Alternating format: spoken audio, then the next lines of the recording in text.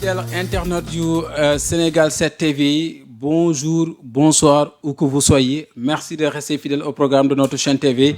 am mbégte saa su ne di ànd ak yéen di leen nag wax toujours man ngeen a gën a abonné bés cloche bi di recevoir toutes les notifications ngir am suñuy information en temps réel. Mais également mën ngeen a dem ci site web bi sénégal7.com visiter ko pour également am accès ci sunu ay informations yu am solo saa su nekk ñu am mbégte di ko ànd ak yéen d'ici de la diaspora la 15e région du Sénégal notre seconde famille mais également di ci ànd ak sunu techniciens yu xarañ ci kër gi tuuti ñu ngi kaa nuyu bu baax a baax ak toute l'équipe digitale caw ci wàllum technique bi également di def liggéey bu am solo ñu am mbégte saa su nekk rek di dalal ay gan ñoo xamante ni seen xam-xam màcc na lool ci la ñuy waxtaanee tolluwaay réew bu Sénégal bu ñu ko waxee nag xel dem tey ci docteur Yoro Dia du ku ñuy présenté ti ci paysage wala écosystème médiatique bi ku ñu ràññee la bu baax a baax xam ko ci xam-xamam di analyste politique di politologue di consultant les casquettes elles sont nombreuses ñu am mbégte dalal ko tey ji ancien ministre également. di buuru séeréer yi boole ko ci. waaw ñu nangu la ko tey comme sunu gan nga. waaw kon di nekkoon jaamu mais buuru séeréer yi. Provisoirement ñu ngi lay nuyu baax docteur.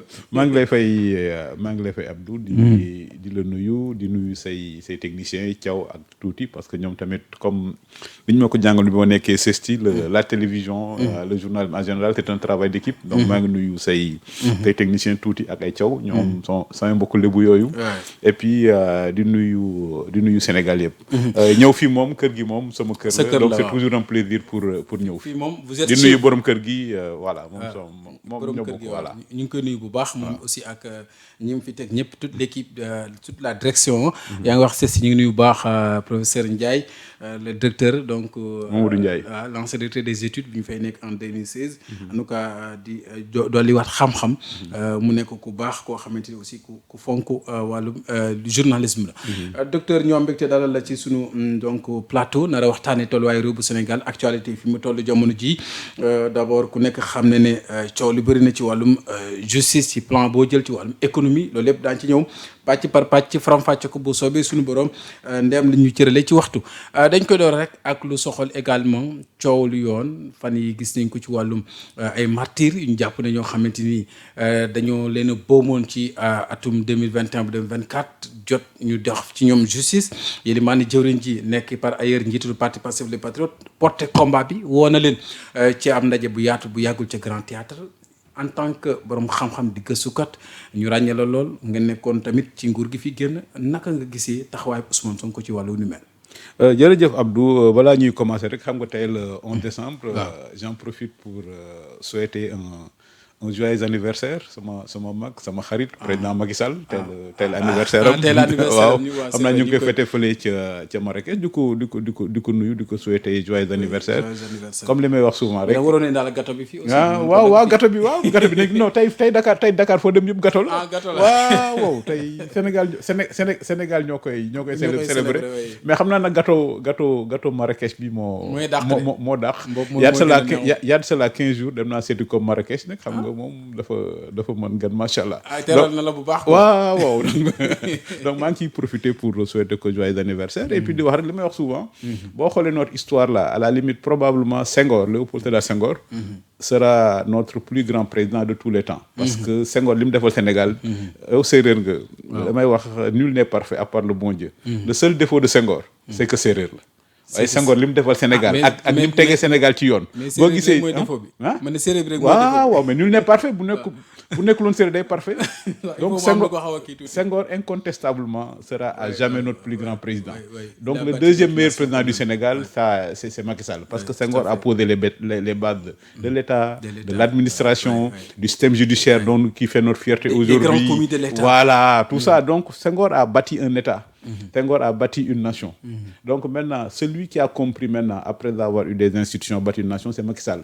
Parce que pourquoi Macky Sall a consacré toute son énergie à l'émergence, à l'infrastructure. Parce qu'aujourd'hui, la modernité politique, mooy pour le Sénégal mooy l'émergence donc débat yi ñuy wax yëpp c'est un débat de perte de temps institution Sénégal amul problème politique amul problème institutionnel voilà la solidité de l'institution et c'est pourquoi la modernité politique aujourd'hui un pays doit être moderne pour le Sénégal la modernité politique aujourd'hui c'est se consacrer corps et âme pour l'émergence et bàyyi yenn débat yoo xam ni dañuy tardeel dañuy delloo ginnaaw donc Senghor mooy premier à tout jamais et probablement Macky Sall sera le deuxième à tout jamais parce que aussi li may wax rek Léopold Sédar Senghor moom kenn du moom le seul défaut de Senghor moom li mu nekk séeréer waaw mais à part ça te même séeréer bi sax même loolu sax ça se discute non ça se discute pourquoi ça se discute mais parce que Senghor n'est pas séeréer man mën naa ko démontrer mais docteur loolu nga wax ni bëriwul ñu ci ànd ak yow ci xalaat mën naa ko démontrer boobu lay wax mais il est agrégé grammaire agrégé waaw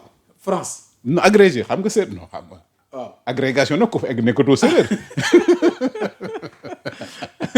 xam nga yenn niveau yi moom ko fi egg donc c'est à discuter waaw yow mi sax ko loxo yow sax nekkatoo séeréer ko loxo séeréer laa de non dañ na dama koy làkk dama koy def yëpp dañ na waaw non li nga doon wax maintenant ci affaire li premier ministre kii man dama mas a wax que Macky Sall bi mu def la loi d'amnistie ñaari objectif la amoon mooy apaisement ak réconciliation moom li mu waroon def na ko def loi d'amnistie pour ñoom apaisement maintenant Ousmane Sonko li mu waroon def mooy réconciliation maintenant nag loolu Ousmane Sonko deful réconciliation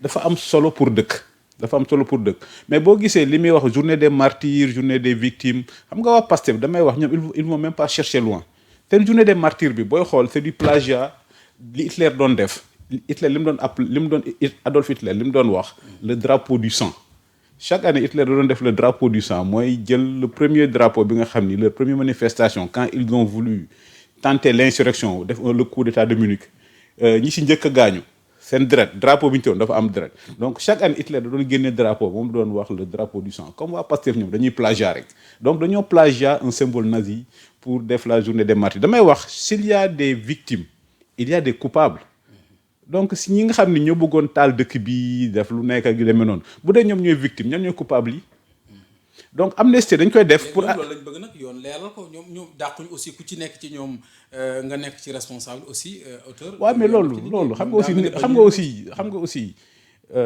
li may wax les martyrs ñi ci nekk martyrs mooy ñi nga xam ni ils sont morts ci événement yi avant en croyant mourir pour une cause juste c'est-à-dire pour moi ñoo les martyrs ñi nga xam dañoo dee en croyant mourir pour une cause juste li xew problème Ousmane Sonko ba léegi xamul ni moom mooy premier ministre du Sénégal ba léegi il se comporte comme le chef de l'opposition li ma dégg ci ay victimes yëpp dégguma les deux filles yi nga xam ni ñoom seen ñoon nekku ci ñu jël benn cocktail molotov sànni ko ci bus bi ba ñoom ñu dee ci mosuma dégg waa Pastef di wax victime ba tudd ñooñu te man li ma gën a yaakaar lépp loi d'amnistie lépp baax na mais mën nañ baal ñëpp ba mu des ñi nga xam ni dañoo xool benn bus ay nit nekk ci ñu jël cocktail molotov sànni ko ci yeneen yëpp mën nañ ko accepter ba mu des loolu beneen bi boo xoolee ce qui s'est passé à part li ñuy wax ñoom li ñuy woowee les martyrs les victimes te li ñuy wax en droit dans un pays de droit indemnisation bu ma laa muy am il faut mu am une décision de justice li ma yaakaar les héros dans cette histoire là mooy ceux qui ont empêché l'insurrection ceux qui ont empêché non mais bien sûr ñoom ñooy les véritables héros wayu Sénégal ci àdduna bi mooy toog ni ñun rek ci Afrique ñoo fi masul am rupture anticonstitutionnelle ñun rek ñoo ko am ci Afrique masul am coup d'état masul am révolution ba fi Senghor jëlee nguur gi ba léegi 1960 ba léegi ba fi ñu nekk nii tous les processus démocratiques alternatifs yëpp ça se déroule dans les règles de la loi Sénégal rek la tey jii boo xoolee Guinée-Bissau bërki démb am na coup d'état même benn bi ñu doon diir mbagg moo tax ma ni Léopold Sédar Senghor kenn du moom même boo xoolee Bénin bi ñu doon diir mbagg depuis 90 dañu doon présenter le Bénin comme une démocratie de référence depuis que Mathieu Kérékou def la conférence li ñuy wax les conférences nationales en Afrique Bénin la commencé depuis Bénin bi ñu defee seen conférence nationale dem ci démocratie moom des alternances donc les pays yi ñuy présenté comme étant les pays de référence démocratique en dehors du Sénégal mooy Bénin ak Ghana. Alors que le Bénin ak Ghana li ñu war a wax ils sont passés des cycles de coup d'état à des cycles d'alternance. Par contre Sénégal moom premier cycle boobu mosu fa am lu tax mosu fi am parce que nous avons des institutions et institutions yi ki tax mu dëgër ba léegi mooy Léopold Sédar Senghor. Donc damay wax Sénégal dafa war a développer ce que j'appelle le patriotisme institutionnel. Sur les 18 millions de Sénégalais ñun ñëpp on doit être fiers de nos institutions. Le fait que ñun rek ñoo fi nekk ci Afrique moo fi ñu am changement anticonstitutionnel. Maintenant le patriotisme institutionnel mooy être fier de nos institutions, être fier de notre magistrature, être fier de notre administration, être fier de tous ces gens qui font que aujourd'hui ñun rek ñoo am way boobu ci Afrique. Mais malheureusement suñu premier bi ñu am damay wax moom il cite souvent le fondateur de Singapour Lee Kuan Yew. Et damay wax probablement il ne l'a pas lu. 2, s'il l'a lu il l'a pas compris. S'il l'a compris il applique très mal. Parce que Lee Kuan lu mu wax Lee Kuan nee na patriotisme avant tout c'est un patriotisme productif. Alors que Ousmane Sonko est dans le patriotisme émotionnel. Li mu def ci dimanche bi c'est du patriotisme émotionnel. bëgg a féewale dëkk bi oui y a deux Sénégal yi nga xam le Sénégal des martyrs ak le Sénégal des bourreaux. Mais il y a pas de bourreaux. Ce qu'ils pensent être les bourreaux mooy ce sont les gens qui ont empêché à la République de tomber. def ne mënu dalu xel aussi njabootu ñi ci loru ak ñi ci loru parce que gis nañu cette foule immense ak diñ ko accueillir aussi. waaw mais boo nekkee dina mën a xaw saafara. déedéet xam nga bokk wàññi dangar ji. déedéet ban dangar erreur bi muy def ba léegi ce monsieur là se comporte comme le chef de l'opposition alors que c'est le chef du gouvernement. C'est le chef de l'administration. Donc boo nekkee chef du gouvernement chef de l'administration luy diviser dëkk bi waroo cee dox tey ci ba amee ay. jàpp na lay day diviser dëkk bi. def ne nee nañ ñi les victimes la. les martyrs waaw attends ana les victimes journée des victimes. waaw ana les coupables. boo amee victime am na coupable où sont les coupables. c'est vrai que victime ak coupable. ana coupable yi.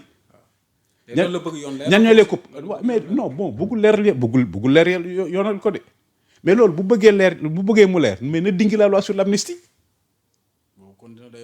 Ma ngoog xam nga nag nit da nga xam li nga bëgg boo bëggee mu leer am nga 130 députés da nga dem assemblée nationale nga dingi la loi sur l'amnistie. kon boobaa ba réew mi du jaxasoo waat parce que ñoom ñëpp kon danañ war a mën a est-ce que. waaw mais loolu moo lay wan la grandeur de Macky Sall xam nga Macky Sall moom loi d'amnistie bi soxlawu ko. Macky Sall à titre personnel loi d'amnistie bi soxlawu ko. parce que voilà les forces de l'ordre ils n'ont pas besoin de loi d'amnistie.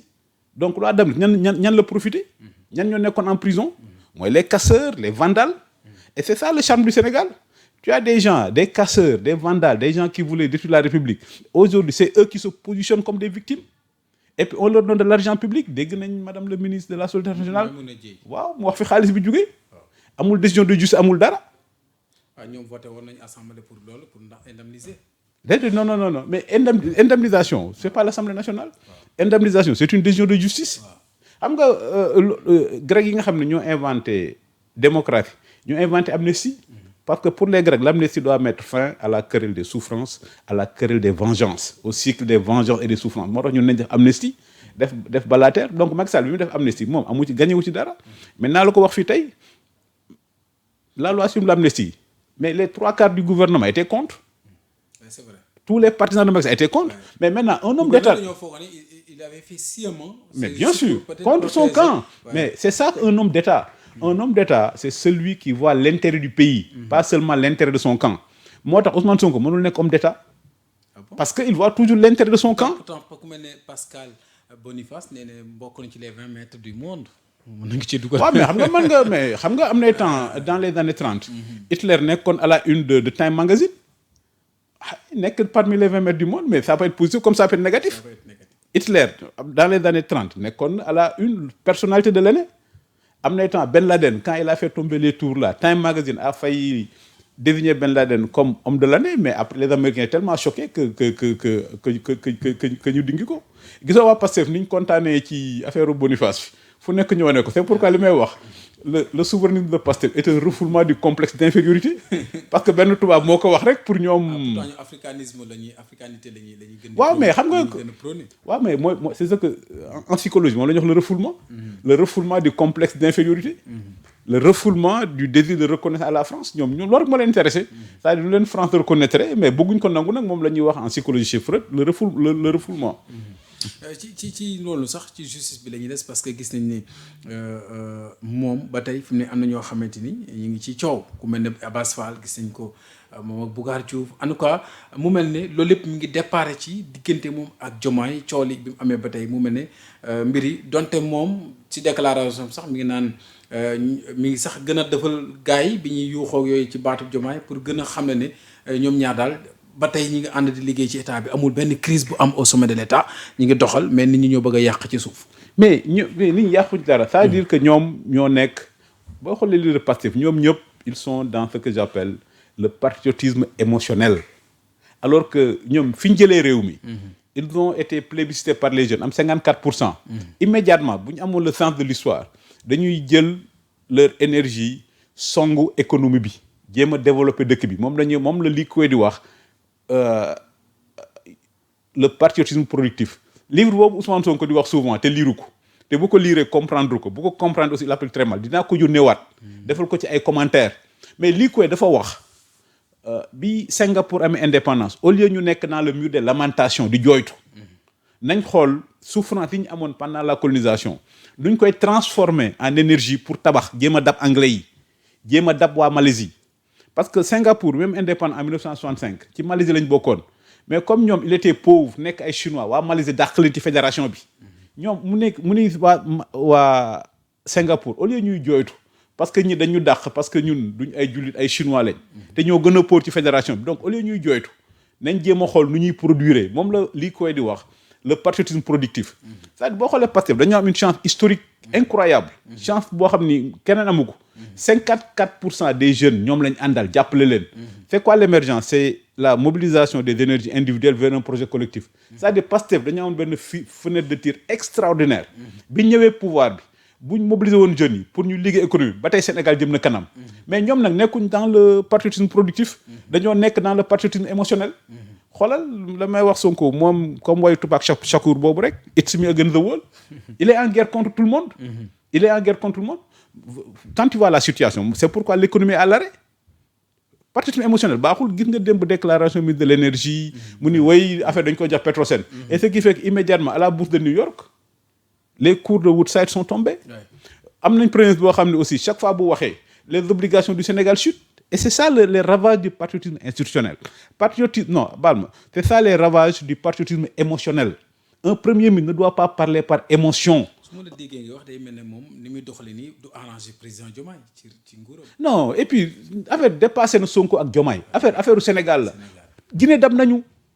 xam nga dama doon wax mais parce que ñii depuis 2 ans ils sont dans l'émotion depuis 2 ans ils ne sont pas dans le patriotisme productif et c'est quoi le patriotisme productif gëmloo Sénégalais yi que vous avez un pays exceptionnel et que si vous avez un pays exceptionnel il faut qu'on travaille pour maintenir cette exception mais xoolal Sénégal demoon na le plan Sénégal émergent Amadou Ba Macky Sall xoolal fi dëkk. chiffre taux de croissance. ah oui mais peut-être l'avènement de la Covid peut-être sax doon nañ. oui xam nga ñun demoon nañ. mais léegi Guinée dem nañu. xoolal Côte d'Ivoire récemment ni ko FMI xaalis bi ko FMI jox. pourtant ko Ouattara 4e mandat la nekk. et pourtant FMI jox na ko xaalis bëree bëri. parce que foofu la vision est claire ñoom xam nañ fi ñu jëm. mais fii nag on a donné notre pays à des gens xam amuñ vision. est-ce que liñ fi fekk la parce que à chaque fois que ñu ngi koy répété day FMI ngi rouvrir beneen enquête sax par rapport ak li ñu jàpp ne yéen a ko nëbb seen gars yi ko nëbb ci dëkk. di lire nga li Jeune Afrique wax. ci affaire dette cachée bi. ak la position de Cheikh ak la position de Cheikh Diba. et moi je crois que Jeune Afrique a raison. parce que kii Abdou. ñàkk a xam baaxul. et c'est pourquoi dañuy wax quand on est ignorant on devient audacieux problème mu Sénégal yëpp foofu la commencé bi suñu premier ministre waxee que les chiffres sont faux xoolal boobu ba léegi. boobu ba affaire de confiance aussi pour gën a donner confiance pour wane ne yéen ñii bis bu ngeen ñëwee jox ñu danañ ko teg ci noo xam ne dana wuteeg. mooy ñàkk a xam docteur yoroon nañ fi jaaree mais déedéet mooy ñàkk a xam nga dettu France ñaata la PIB bi. dettu France xam nga ñaata la. mais presque 120% du PIB. dettu États-Unis c'est le pays le plus endetté au monde.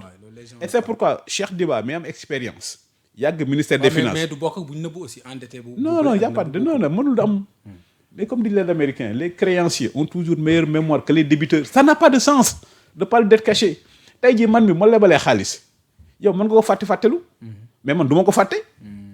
Peut-être mën na am kersa ni bon comme suma boy la du ma ko rappeler. Peut-être comme gore na dina bu fexe dina fay. Mais américain loolu la ñuy wax ki lay lebal xaalis moom du ko fàtte. yow mën nga ko fàttelu mais mënu amul sens mais xoolal conséquences yi. Et quand tu vois le truc de Jeune Afrique là et puis bon xoolal aujourd'hui li mu jural tey jii on est au fond du trou. am na temps indépendance Sénégal moo yoroon le leadership naturel.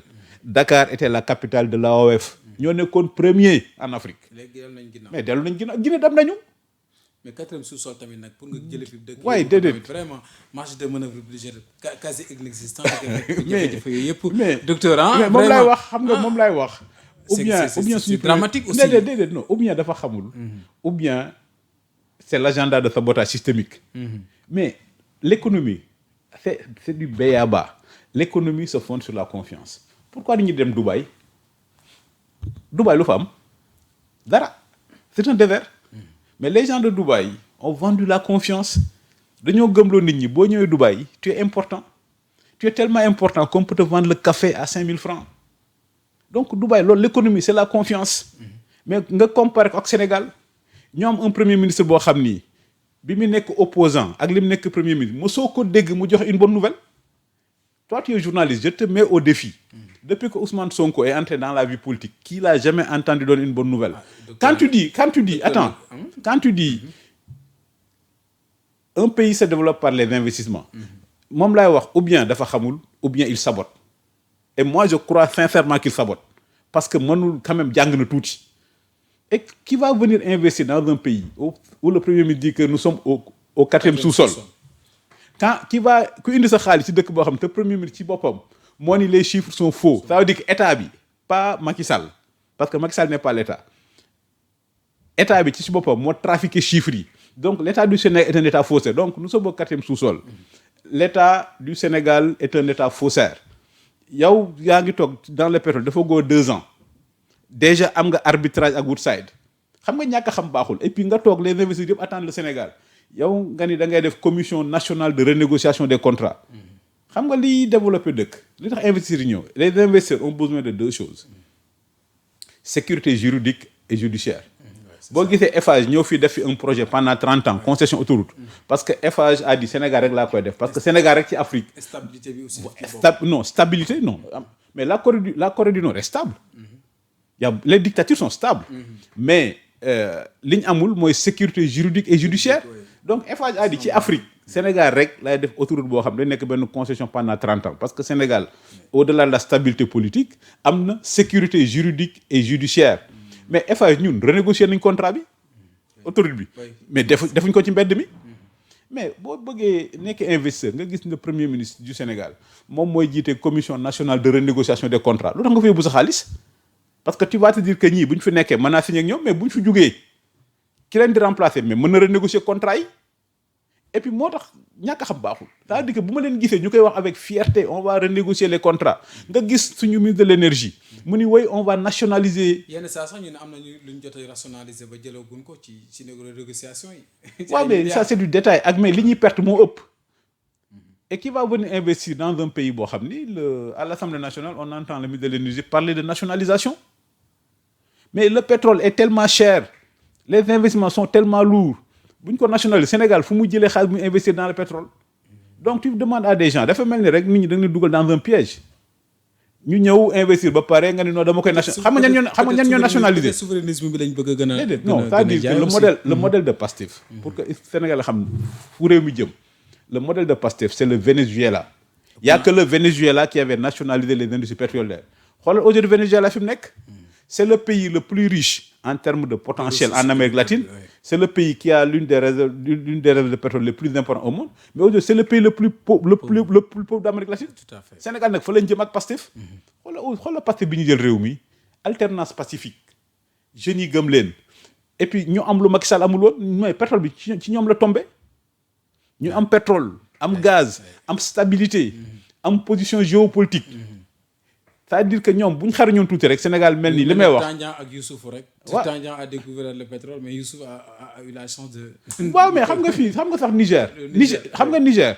kenn du fa dem parce que amul sécurité juridique et judiciaire. Tout à fait, ouais. parce que am na coup d'état et puis voilà mais fii amul loolu lépp amu fi.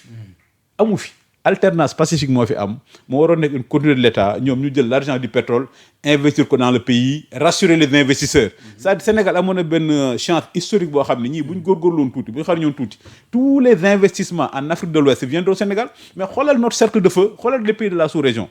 dëkk yëpp soit am na problème mu coup d'état wala problème mu jihadiste ba am de Sénégal. mais voilà maintenant nag boo xarañoon au lieu ngay jaay souverainisme bëgg ñu rabaisser au niveau du Burkina tu te singularises comme la Suisse. boo gisee Suisse bu may wax étudiants yi souvent que la Suisse est le pays qui s'enrichit le plus du pétrole et la Suisse n'a pas une goutte de pétrole Suisse amul benn goutte de pétrole mais képp ku jënd pétrole transaction bi Suisse lañ ko defee. beneen affaire booy xool les compagnies maritimes internationales là ñoom ñëpp leur siège est en Suisse te boo xoolee carte bi. stratégie géopolitique. non boo xoolee carte bi. mais la Suisse n'a pas d'accès à la mer. Oui, tout à fait. FEMA CGM ñoom ñëpp leur base est en Suisse lu ko indi Sénégal loolu la waroon def c'est-à-dire que ñun dañoo am yàlla dañoo may lu mayul benn dëkk sur le plan géopolitique nous avons le Sénégal est en face de l'Amérique à 6 heures de l'Europe c'est la porte de l'Afrique de l'Ouest ça dañoo am yàlla dañoo may lu mayul kenn en Afrique de l'Ouest voilà yàlla dañoo may lu mayul kenn en Afrique de l'Ouest beneen bi nous sommes le pays le plus stable d'Afrique de l'Ouest beneen bi nous avons les meilleures ressources humaines d'Afrique de l'Ouest et puis beneen bi Sénégal yi bëgg nañ seen dëkk moo tax ñu fal Pastef mais malheureusement Pastef erreur bi ñu def au lieu du patriotisme productif ils sont dans le patriotisme émotionnel et c'est pourquoi ma ne waa Pastef soit dañoo xamul wala soit dañuy saboter te man nag yaakaar naa ne sabotage. pourtant ñi ngi def ay góorgóorlu temps ñi ngi wàññi ay pétrole ak ay non loolu ay dóor la rek waaye loolu ay dóor la non loolu loolu ay dóor la ay dóor la loolu ay dóor la loolu ay dóor la loolu ay dóor la rek ay dóor la mais parce que les cours mondiaux du pétrole ont baissé les cours mondiaux du pétrole ont baissé c'est pas normal que le Sénégal un pays pétrolier que le pétrolier gazier que pétrole gën fi cher Niger. kon yow wàññi bi jàppoon ne wàññi. non mais les cours mondiaux ont baissé. c'est-à-dire les cours mondiaux du pétrole ont baissé. fi ñu leen doon xaar les wan gars yi xariñu lu tax investir dem Côte d'Ivoire parce que quand tu veux investir et ça c'est de l'économie et je pense que Sénégal foofu la ñu war a dem sur le débat économique. Malheureusement les gens de Pastef ne veulent pas de débat économique parce que xamuñu dara boo xoolee Côte d'Ivoire lu tax les investisseurs dem foofu parce que le coût de l'énergie n'est pas cher. Quand un investisseur vient dans un pays li muy njëkk xool mooy le coût de l'énergie. Au Sénégal le coût de l'énergie est prohibitif ñoom 2 ans yi ñu perte il aurait dû se concentrer comme am nañ pétrole am nañ gaz li ñuy wax le contenu local la ñu waroon góorgóorlu ñoom Samuel Sarr ñoom Arouna Dia defoon nañ ci benn centrale West African Energy état bi ci loolu la concentré au lieu ngay subventionner tu encourages les gens à produire et quand les gens produisent ils peuvent vendre moins cher. Donc le Sénégalais mu jënd mooy créer des champions autant pour moi. waaw mais boo xoolee West African Energy boobu bu deen état bi xaaral ñu kii ba ñu jaay donc la production va être moins chère et si la production est moins chère le prix de l'électricité va être moins cher moo gën subvention yi. investisseurs yi tey jii démb rek waa Arabes Unis ñu ngi fi waa Émirats Arabes Unis laa bëgg a wax ñoom it demoon nañ bu yàggul est-ce que loolu tamit mënoo gën a dalal xel ci investissement yi ñuy wax. mais investisseurs les investisseurs ont 2 religions. Le profit ak la sécurité juridique et judiciaire. mais bi ñu fi njëkkee lu ñu njëkk a wax way benn contrat Macky Sall signé woon Arabie Saoudite pour le truc de dessalement de l'eau de mer le ministre de l'énergie def une conférence de presse à la limite s'il n'a pas accusé les Saoudiens de corruption def ci nekk fu mu mujjee mais c'est quoi le Sénégal par rapport à l'Arabie Saoudite c'est quoi comme ñoom boo xoolee dañu li ñuy wax boo xoolee Arabie Saoudite ils ont une grande compagnie américaine bu tudd qu'il partage avec les États-Unis Aramco la compagnie bi tudd depuis que le président Roosevelt a rencontré Ibn Saoud dans un bateau américain depuis lors l'Arabie Saoudite est en partenariat étroit avec l'Amérique pour produire et mettre en valeur son pétrole Arabie Saoudite da nga fa dégg souverainisme Et pourtant, ils exploitent le pétrole, ils en bénéficient, ils font appel aux Américains pour exploiter le pétrole. Xam nga li may wax. Souverainisme moo amul sens. Le Sénégal a toujours été dans l'universalisme. Mais Dubaï, Émirats arabes unis, boo demee rien qu'à Dubaï, il y a presque 8 millions d'étrangers. Est-ce que Dubaï da nga dégg ñu wax souverainisme? Et c'est ça le rôle du Sénégal, c'est ça la place du Sénégal. Nous sommes la porte du continent, nous sommes en face de la mer, nous sommes à quelques de l'Europe. On doit être un carrefour. Par exemple, on doit montrer à tout le monde que si vous voulez investir, si vous voulez avoir la stabilité, venez au Sénégal. Xam nga Ouattara am na 4e mandat, FMI jox na ko beaucoup d'argent. Mais quand tu vois Ouattara son âge, mais la Côte d'Ivoire n'a pas encore réglé la question politique. Yaa ngi fàttaliku guerre bi fi amoon en 2010. Mais ba léegi presque 3000 morts. Ba léegi problème bi réglé wul. Boo xoolee Rwanda bi ñuy wax oui Rwanda Paul Kagame, mais le Rwanda, le système a été bâti autour d'un homme wóorul. Kagame, je suis sûr que bëgg na bàyyi mais xam na ne bu bàyyi le système va s'effondrer. Mais ñun nag la chance unique que nous avons, nous n'avons pas des hommes, nous avons un système. Ce que les ignorants de Pastef appellent le système là, c'est ça la fierté. ñoom nag loolu la ñuy xeex. Système bi dañ jàpp dañ fi war a raser complètement di la copier. Mais mooy wax loolu ma lay dóor la, c'est-à-dire y a pas plus système qu'un inspecteur des impôts. Il y a pas plus système qu'un inspecteur des impôts. Au contraire, c'est ce que j'appelle le parti institutionnel. Et c'est ça loolu moo tax Sénégal jëm kanam. C'est-à-dire que reconnaître que nous avons des institutions qui fonctionnent, reconnaître que nous avons une magistrature qui fonctionne, reconnaître que nous avons une administration qui fonctionne. Léegi débat boobu ñu bàyyi ko. Maintenant les hommes politiques là ñu juger leen sur l'économie ak la sécurité nationale. D'ailleurs beneen point bokk na ci sax ba tey au sommet de l'État coowul Diomaye Sonko bii le duo bi ñu jàpp ne sax dafa nekk au duel tax na tey Mimi Touré tey jii neexatul ak ki nga xamante moom moo di Ousmane Sonko. D'ailleurs tey jii sax ñi ngi waxaat dossier bu ñu war a yóbbu boo xamante mi ngi war a dem PGF lépp jëm ci càmbar la mu nekkoon ca conseil économique social et environnemental. Ndax loolu mën nañu jàpp ne ñu ngi ci vengeance politique wala ci mais bien sûr ci règlement de compte wala yoon lañ bëgg mu doxal tamit ci réew mi. Mais moo ñuy tardel, ça veut dire que moo ñuy tardel. Mais le premier ministre Ousmane Sonko, monsieur Ousmane Sonko, il est premier ministre depuis 2 ans. Il va pas nous dire que mi ngi door a xam rapport bi. Parce que c'est ça qu'il faut condamner. C'est-à-dire maintenant la justice, c'est le seul service de l'État qui porte le nom d'une vertu. Il faut que les Sénégalais trouvent un consensus pour que ñu bàyyi la justice faire son travail. Que l'agenda de la justice ne doit pas être assujetti à un agenda politique. Mais monsieur Ousmane Sonko mooy premier ministre depuis 2 ans. Donc moom mi ngi door a découvrir rapport bi. Mais la question qu'il faut se poser, c'est la temporalité.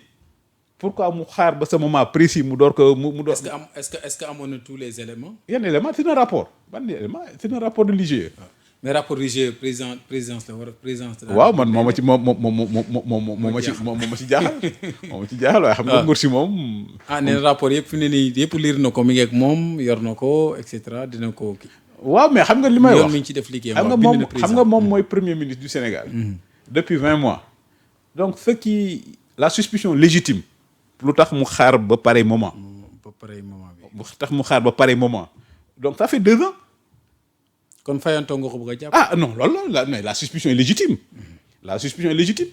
Mais jàpp nga ne est-ce que am na doole ci justice parce que moom dañuy gis chaque fois. non mais day attaqué ne day mel ne magistrature bi maanaam justice bi daal dañ ko xaw a sax maanaam soppantal ba boo xoolee Abass Fall sax mi ngi métti lu la fait que ñu libéré Bougar Diouf parce que jàpp na ne xëy na y a une main derrière et cetera. gis nga Sénégal loolu moo fi changé. Les gens qui étaient au niveau de l'État ils respectaient les institutions de l'État. Aujourd'hui ce sont les gens qui incarnent l'État qui veulent détruire l'État. ñoom bi ñu nekkee dans l'opposition ils ont voulu détruire l'État par l'insurrection. Ils ont voulu détruire l'État par l'insurrection. Ils ont échoué grâce à nos vaillantes forces de l'ordre. Mais aujourd'hui c'est eux qui incarnent l'État. Et c'est pourquoi j'ai dit le problème de Ousmane Sonko c'est qu'il confond. Mentalement il est encore chef de l'opposition alors que c'est le chef de notre gouvernement. loolu moo indi confusion bi am. Ousmane Sonko est le premier ministre du Sénégal, c'est le chef du gouvernement, c'est le chef de l'administration, mais il se comporte comme un chef de clan. Il se comporte comme un chef de clan. Est-ce que l'opposition tamit waruñu def seen liggéey tamit bañ a seetaan loolu aussi. ñun suñu liggéey la seule différence ñun on s'est promis de reprendre le pouvoir en 2029 sans violence, sans insulte, sans cocktail Molotov. C'est-à-dire que nous notre style d'opposition là, c'est l'opposition légale. damay fàttali Ousmane Sonko moom moo fi bëggoon indi opposition insurrectionnelle. C'est ça la grandeur de notre État du Sénégal jàpp ko dugal ko ci gaso bi def jubbanti mooy lan ni ko fii Sénégal opposition légale moo fi am boo bëggee dem pouvoir da ngay dem élection mu génn jubbanti nekk dans le droit chemin bi mu nekk dans le droit chemin la dem élection gagné ñun ñëpp on reconnaît que Bassirou Diomaye Faye mooy président du Sénégal Ousmane Sonko mooy le premier ministre du Sénégal mooy le chef du gouvernement donc nous c'est ça notre style d'opposition incha allah ala kulli haalin 2029 nañ jëlaat pouvoir bi te du am du am violence du am dara parce que loolu moom déjà moom candidat la bëgg a doon ngeen waaw parce que loolu mooy du Sénégal déedéet xam nga def naa tweet bi mu ne rien rien ne peut m'empêcher d'être candidat mais dama ko ci yokkal rien ni personne sauf la loi gis naa ce tweet waaw rien xam nga moom rien la wax ma yokkal ko ci ni personne sauf la loi c'est-à-dire loolu mooy Sénégal on peut être fier de nos magistrats maintenant homme politique yi nag ñoo xaw a bizarre. est-ce que njortul ci candidature am ñu jàpp ne xëy na mën na am benn gàllankoor. mais moo tax sama tweet bi demut ay avocat te moo demut ay avocat. mais ku dem 2024 nag docteur. déedéet mais c'est là où le droit est important. 2024 li ñu war a wax Sénégalais yi mooy le conseil ne s'est pas prononcé dans le fond. Le conseil a dit ñi nga xam ne ñoo introduit recours bi pour Ousmane Bañu Sonko nekk candidat yéen vous n'êtes pas fondé à le faire parce que comme on dit en droit la forme tient le fond. comprends nga fi may waxee la forme tient le fond. Le conseil a dit ñi nga xam ni da ngeen def recours pour Ousmane Sonko bañ a nekk ci liste yi vous n'êtes pas fondé à le faire. dafa mel ni man mi rek en tant que sénégalais ma bindoon conseil constitutionnel le conseil constitutionnel va gentiment me répondre. il faut nga am habilitation oui mais le droit c'est la forme. man mi tey jii ma bindoon conseil constitutionnel sur des questions de constitutionnalité le conseil constitutionnel va me dire monsieur vous êtes bien gentil mais vous n'êtes pas habilité à nous saisir. Donc c'est ça qui s'est passé en 2024 il faut ñu leeral ko. Sa candidature le conseil s'est contenté à se limiter à la forme. Et je pense que le conseil a raison. Monsieur vous n'êtes pas fondé à entreprendre cette démarche. Et donc, on ne se prononce pas sur le fond. Donc, c'est ça le droit. Ousmane Sonko dafa war a fonk magistrat yi parce que magistrat yi ñoo ko sauvé. mais waxul ñëpp nag de dana ñenn ñi. non mais c'est-à-dire que moom li may wax sa conception de la magistrature. moom lañ doon wax en France la lettre de cachet. La lettre de cachet xam nga la mooy la lettre de cachet. mooy lan le roi de France. da daan jël benn bout de feuille bu ci bindee sa tur amul enquête amul procédure amul dara dañ lay jàpp tëj la ci kaso bi. ba mu génnee wàll mooy la lettre de cachet Ousmane Sonko loolu bëgg wax na fi ci campagne bi way man maay premier ministre ba mu ne procureur général jàppal diw dala war a jàpp. wax ñoom Farba ak ñoom ñëpp. waaw mais boo gisee c'est-à-dire que. ay ñoom Lat Diop. j'en profite pour dellu leen njukkal. Les premiers magistrats du Sénégal ñoom Ousmane Camara. d'ailleurs ñi nga wax ne Badara Gadiaga est libre mais nag mi ngi xaar signature président chambre d'accusation pour sortir prison. Aujourd'hui ou demain en tout cas loolu jëm ci aussi arrestation. xam nga fi suñu magistrature. ñi ko def moo ñoom Ousmane Goundiam ay Kéba Mbaye ay Ousmane Camara.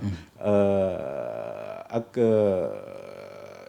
Diop le juge Henri Diop là qui avait condamné Karim Wade donc c'est ak ñoom Leyti Kama. c'est-à-dire le Sénégal a de longues contrairement aux autres pays là voisins là le Sénégal a de longues traditions de magistrature et de droit. Et c'est pourquoi Ousmane Sonko magistrat yi ñoo ko sauvé. Magistrat ñoo ko sauvé il a mené une guérilla juridique contre l'État du Sénégal de 2021 jusqu'à 2024 maintenant problème bi mu am pour moom la justice mooy quand ça l'arrange quand les juges prennent des décisions qui lui sont favorables ce sont les meilleurs juges quand les juges prennent des décisions qui lui sont favorables ils sont forcément corrompus erreur bi li mu war a arrêter il faut qu'il se rappelle que c'est lui le premier ministre du Sénégal boo nekkee premier ministre du Sénégal tu es le chef de l'administration tu es le chef du gouvernement et donc un premier ministre dans aucun pays au monde ne peut pas parler comme ça aux magistrats pendant un court instant bi mu demee Assemblée nationale pendant de façon très provisoire et séquentielle il a été premier ministre bi mu waxee oui magistrats yi il faut ñu bàyyi leen parce que le temps de la justice waaw boobu dama toog ma ne alhamdulilah le miracle s'est produit il est enfin premier ministre mais comme dit les Peuls l'habitude c'est comme les cheveux tu as beau raser ça revient xam nga loolu wax vendredi il s'est comporté comme un premier ministre responsable à l'Assemblée nationale mais dimanche ma demaat fa lu nekk moo xam magistrat yi donc il faut pas qu'il oublie que c'est le chef de l'administration c'est le chef de l'administration c'est le chef du gouvernement donc il faut qu'il se comporte comme tel maintenant C'est ça la justice. On a Comme vu on que dit, le président a renforcé ses pouvoirs même. comme on dit, selon que vous soyez riche ou pauvre, la justice vous rendra blanc ou noir. Maintenant, selon que vous soyez président de la République ou premier ministre, la justice aussi vous rendra blanc ou noir. Quand Macky Sall a voulu renvoyer les élections, mais les magistrats ont dit non. On dit niet, ouais. On dit niet. Quand Sonko a introduit son rabat d'arrêt parce qu'il pensait que c'est le premier ministre, les magistrats ont dit le droit. Sénégal, c'est un état de droit. Ça, les magistrats, avec l'eau leen manti wax, ak loo ci manti xalaat, ce qu'ils appliquent, c'est des textes. C'est pas leur humeur. Un juge au Sénégal, un procureur au Sénégal, il te condamne pas, il prend pas des décisions selon tes humeurs. Il prend des décisions selon ses textes. Quand tu vois le truc Badara Gadiaga, nous sommes tous choqués. Mais la justice va lui donner raison. La justice va lui donner raison. C'est pourquoi nga gis nit procureur jàpp la nga dem ba la fin ñu bàyyi la. C'est ce qui est arrivé à Lat Diop, ay Mansour Faye ak yu demee noonu. Donc c'est pourquoi les Sénégalais doivent être fiers de leur magistrature. Les Sénégalais doivent être fiers de leur État. Les Sénégalais doivent être fiers de leur administration. Parce que c'est quoi? C'est le règne impersonnel de la loi et des choses. Maintenant, homme politique yi nag quand la décision de justice leur est favorable ñu tàccu. Quand la décision n'est pas favorable ñu ni forcément c'est la magistrature. léegi 2029 bi ngeen jëlaat nguur gi kan mooy nar a ñëw jël ko. Ah Macky Sall xanaa borom anniversaire bi. waaw kan nga gis yow. yow mais déedéet xam nga war a lijjanti déet cachet bu yow war naa mën a ñëwaat fii di kii. ban déet cachet xam nga li oustaz maa ngi koy nuyu de oustaz Aliou Sall li muy wax. tegal foofu sa baaraam. mais xam nga nag malheureusement li may wax. nous je vais te faire une confidence. Nous on réfléchit dans le cadre d'un think tank sur comment rattraper les 5 ans que Pastef nous fera perdre. gis nga foo Macky Sall tegoon baaraamam. en 2024. bu ñëwee. fa la ñuy continuer waat parce que ñii pendant 5 ans di ci def dara. non pendant 5 ans li la koy wan. tout à l'heure j'ai eu la chance de prendre un café avec docteur Cheikh Kanté maa ngi koy nuyu d'ailleurs. Il a sorti un excellent livre. Le prix de la liberté. Et quand j'ai lu le livre ça m'a permis de penser à la situation actuelle ak li ñu gis léegi. et puis ma ne ko docteur. situation bi dafa mel ni Sénégal dafa nekkoon Champions League. jekk rek delluwaat nawetaan. dellu nañ nawetaan. Guinée raw nañu xoolal Côte d'Ivoire nañu dépassé léegi. Et malheureusement c'est ça qui est choquant alors que dans ces pays-là il y a eu des chocs exogènes. Côte d'Ivoire il y a eu une guerre civile. Guinée il y a eu des coups d'État. Bénin il y a eu des coups d'État. Mauritanie il y a eu des coups d'État ñun fi dara ma fi xew. Nous étions sur une trajectoire boo xam ni transcendante ñi ngi doon dem. mais malheureusement Pastef bi ñu ñëwee au lieu ñu accélérer affaire yi. comme ni ñu ko waroon def mais defuñ ko mais. On veut rassurer les Sénégalais sur le plan économique. Nous, on a des solutions. Xam nga la mooy la solution principale. On avait promis l'émergence. loolu la leen laaj sax ne opposition bi nañ joxe solution aussi. Non, on a des solutions. On a des solutions. Xam nga c'est quoi la solution? Xam nga c'est quoi la solution? Bi ñuy promettre l'émergence aux Sénégalais en 2014 lu ñu amoon phosphate ak gerte. Et malgré tout, quand tu vas de 2014 à 2024, les chiffres étaient là. La croissance était là de façon continue. Maintenant, avec le pétrole et le gaz que nous avons, bu ñu ñëwaatee on va rassurer les investisseurs. On va rassurer les grands groupes pétroliers pour voir les 5 ans que Pastef a perdu, comment nous on va les rattraper. Et c'est facile de rattraper les 5 ans. Xam nga lan la? L'économie c'est la confiance. Et malheureusement Pastef joue sur la peur et la terreur. 2050 bi ñu lal nii kon dafa non sori na non 2030. Xam nga boo xoolee le PSE. On devait atteindre l'émergence en 2035.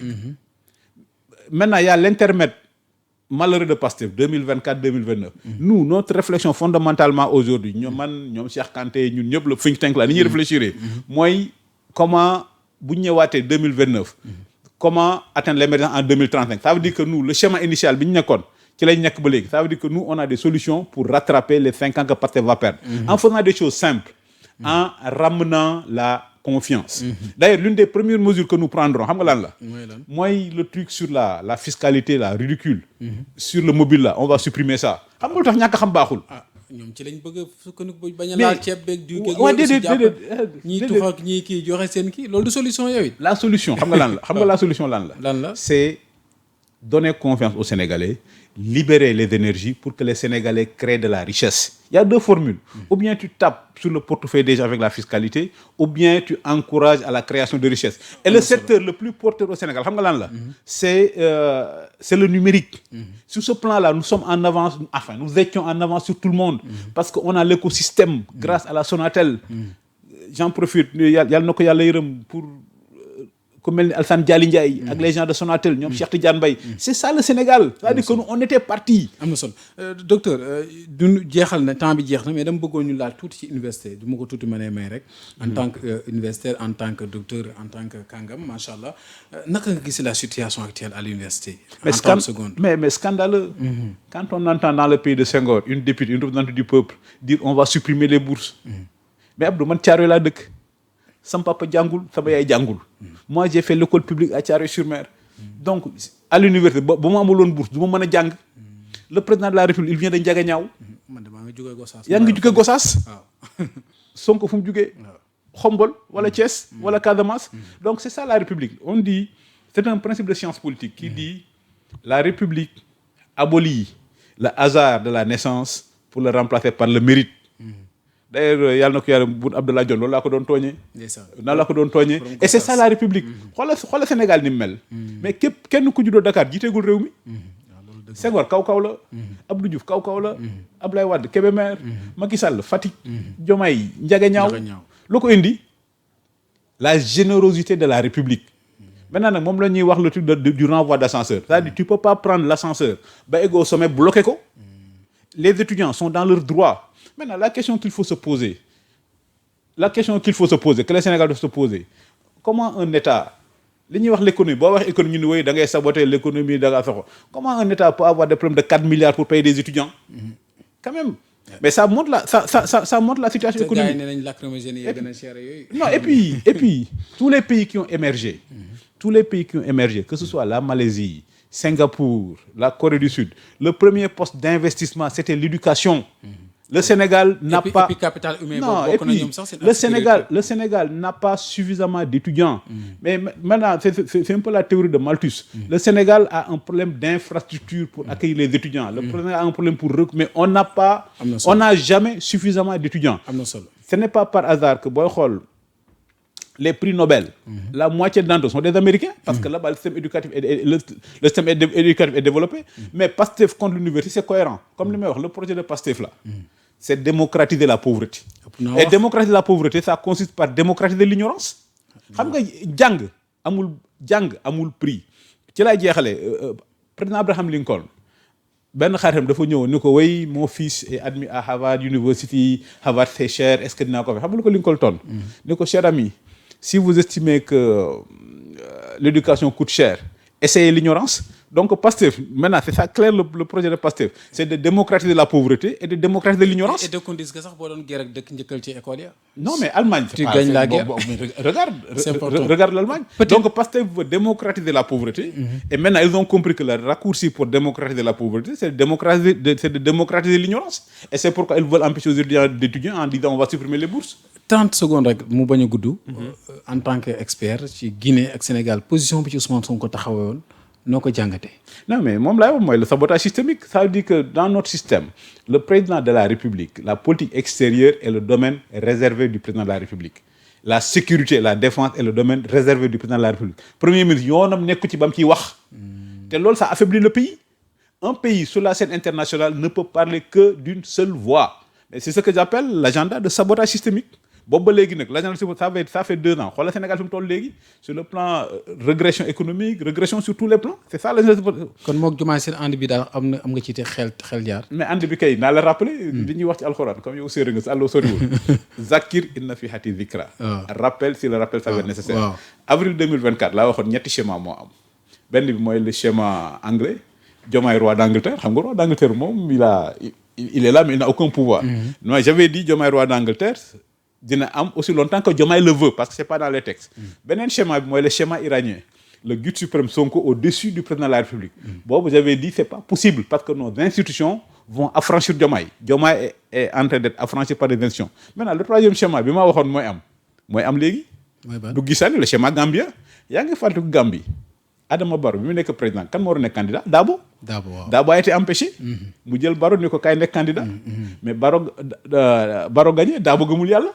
di wan ñëpp ci àdduna bi way sama boy la maa tax mu nekk président fu mujjee ana Dabo. kenn déggatu ko fenn. Ousmane Sonko xool fi quelque temps doo ko dégg fenn. ëpp naa wax. ah déedéet xaaral. jërëjëf merci. li ci kanam raw li bët. li ci kanam raw li bët ñu yónnee yàgg bawul dara merci docteur jërëjëf. merci beaucoup Abdou. waaw merci également vraiment ci disponibilité bi ak xam-xam bi macha allah namoon nañ la bu fi di géej dëgg vraiment. parce que aussi réew mi dañuy soxla borom xam-xam yi ñuy wax tamit problème comme léegi on a un président séeréer léegi matuma leen teg tànk xam nga loolu la ñuy wax tous les hommes sont mortels Socrate est un homme donc Socrate est mortel. Si je te dis Abdou tu es mon machudo parce que tu es séeréer. Diomaye est séeréer. donc Diomaye moom Diomaye xam nga loolu mënul nekk. mais donc en bon républicain moo tax léegi tegatuma leen tànk. kon baax na mais alhamdulilah ba 2029 mu jeex. 2029 jas na de wala soreetul am na solo merci docteur Yoro Dia. jërëjëf et puis cousinage plaisanterie toujours donc koy sant ci moom pour vraiment kalante tukulóor séeréer c'est là le charme de notre pays c'est là vraiment li nga xamante moom moo bâtir suñu nation cohésion sociale ak concorde nationale muy lu am solo merci beaucoup amis fidèles téléspectateurs internautes yu Sénégal 7 TV merci tuuti ci réalisation bi ñu ngi leen di jox dox daje ci beneen jotaay bu soobee suñu borom jaa ngeen jëf. merci beaucoup.